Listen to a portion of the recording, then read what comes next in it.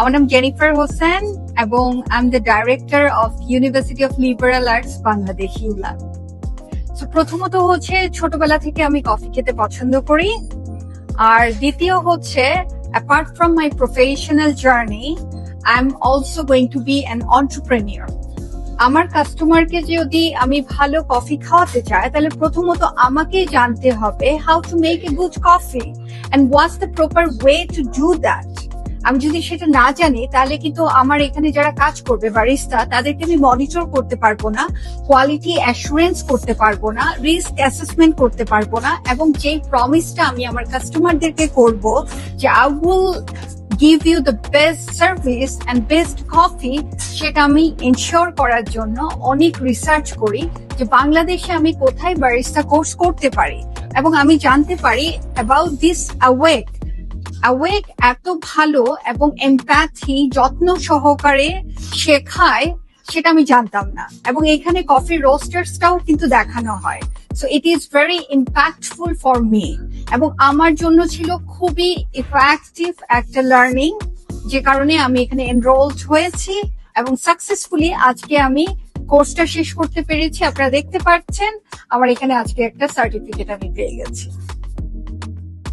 First impression আমি খুব ভয় পেয়েছিলাম, কারণ আসলে আমার খুব একটা পেশেন্স নেই, যেহেতু আমি শিক্ষক। আমি বেশি বলতে পছন্দ করি কিন্তু খুব একটা শুনতে আমার ভালো লাগে না, ধৈর্য থাকে না, এবং আমি করতে পারবো কিনা, কারণ এই স্কিলটা এত important. It's a science, barista is a science and you need to know the art.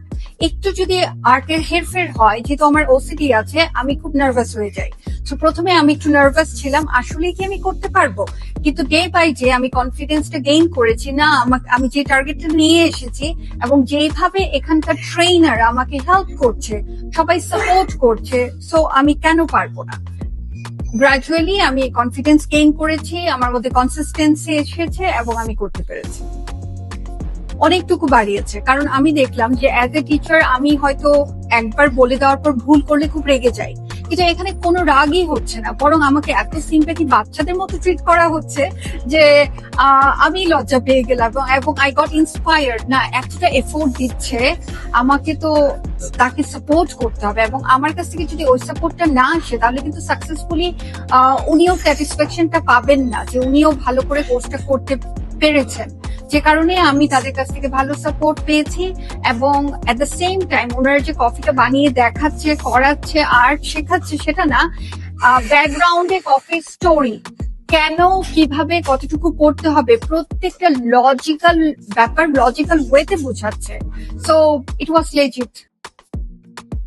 Of course আজকেই আমি আমার স্টুডেন্টদেরকে, ইউনিভার্সিটি অফ লিবারাল আর্টস বাংলাদেশের স্টুডেন্টদেরকে আমি এনকারেজ করার জন্য একজনকে নিয়ে এসেছি ফর ফটোগ্রাফি, বিকজ তারা বাংলাদেশে থাকুক কিংবা স্টাডি অ্যাব্রডে হায়ার স্টাডিজ এর জন্য যাক, তারা যদি এই কোর্সটা করে তাহলে they have the chance to do the part-time job at the same time. কেউ যদি full-time barista হতে চায় এবং they can be an entrepreneur, একটা বড় ক্যাফের ওনারই হয়ে যেতে পারে। এটা শেখা খুব ইম্পর্টেন্ট, এবং এখনকার যে ট্রেন্ডটা আপনি দেখবেন, সেখানে দেখবেন যে সবাই কিন্তু কফি খেতে খুব পছন্দ করে, এবং অনেকে দেখবেন মি টাইম স্পেন্ড করছে এট দ্য কফি শপ। তাহলে আমরা যে কফির প্রতি এত প্যাশনেট, এত আমাদের ইন্টারেস্ট, তো কেননা আমরা নিজেরাই শিখে আমরা বারিস্তা হই।